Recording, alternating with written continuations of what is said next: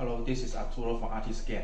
Today, I will use our handheld barcode scanner RT302 to make a drop testing.